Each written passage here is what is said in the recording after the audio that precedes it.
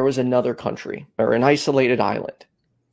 Mm-hmm. And in said isolated island, they raised children the same way you're saying like they did back then. Because it's okay in that society, are you saying it's still okay then? No, I'm going to say that it's wrong because the society that I grew up in. I am indoctrinated into my societal views, just like you are, just like anybody else is. Back then, those people were indoctrinated into their societal views, which they didn't see it was wrong because their society didn't say it was wrong. Well, yeah, I agree with that. They had a very different outlook, but that still doesn't mean it's okay. Like that to me, those type of... I'll say it again. I don't think it's okay. I agree with you and everybody else whose stomachs are turning in the chat. I agree that I think that's disgusting. Okay. 1400 years ago, it wasn't so disgusting to those people. So I want to make that clear because it seems like, especially in the chat, that I am actually making excuses for pedophilia right now.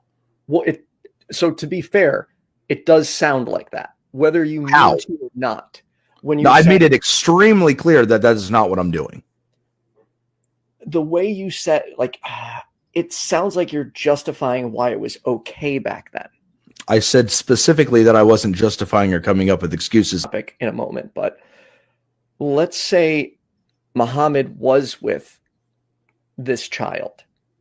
Times or not, would you condemn his actions right now for taking advantage of a child? So yes, without hesitation, yes, I would, because I was grown up, I was raised in a society where that's wrong. So yes, right off the bat, I would condemn it. Okay, so you don't stand behind Muhammad's choice to be with a child.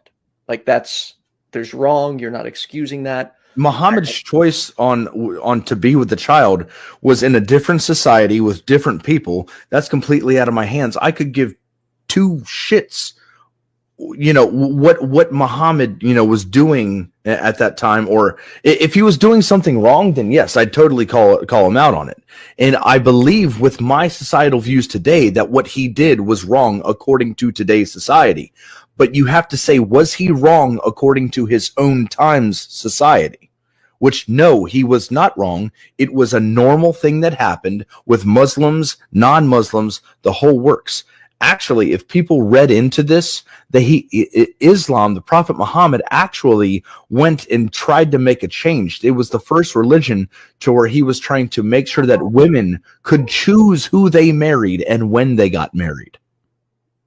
And what I'm saying, or maybe I'm not clear, I don't know. So the first thing that I want to clarify, which a lot of Muslims have been, I don't know if I want to say criticizing me, but whatever, because I don't really care about people's criticisms anyway. But I've been talking about, they think that I denied the ahadith in al-Bukhari and Muslim from Aishas radhiyallahu anha, and I'm sure you saw the video. I never, ever denied any of those ahadith.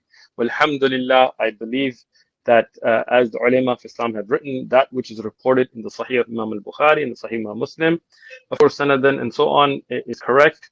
We have no, even though, ulama have obviously discussed asanid like Ibn Jawzi and others at Darqutni in the past. We have no objection to anything in those books, alhamdulillah. It's agreed upon. And why it was never a big deal is because it doesn't affect us. It does not affect our fiqh rulings, because fiqh rulings are at the development and preparedness of a woman's physical and mental health of marriage, not necessarily this hadith. There could be a woman that is 15 and her body's not ready to get married. She shouldn't get married. There could be a woman who's 30, but she's not mentally ready to get married, and she would not be able to handle married life. The ulama would say, then don't get her married. You have to look at those situations in the culture, what we call urf and adat norms. So, having said this, we look at these different opinions from the very classic scholars, right?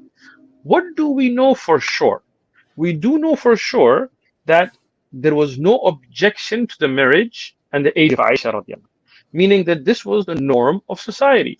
Khadija radiallahu anha passed away, and Rasulullah sallallahu alaihi wasallam, he was told by a handmaid that you should get married, and she suggested Aisha. So if this was something that was not appropriate for the time, there is no way she would have suggested it. When the proposal was brought to Abu Bakr radiallahu anhu, he found out that there was already Mut'im, his son, they had already engaged or already talked about Aisha radiallahu anha getting married to him. But Abu Bakr radiallahu anhu had not agreed himself, so that's why it was not breaking of an engagement, but rather something that he decided not to move forward with. So what does that tell you? That already there was somebody that was looking to marry Aisha radiallahu anha, and that means that she was physically and mentally and according to the customs of the time ready for marriage. Only assume the best out of him because he is the messenger of the only one true, all-merciful, all-just God. So in simple terms, to make it easier for you, if your question is, why hasn't your all-merciful Allah condemned this marriage if He is all-merciful and Muhammad, may peace be upon him, is His messenger? Well, the answer is that if He did not condemn it, then that means there was no abuse and no bad intentions, and it served a greater good.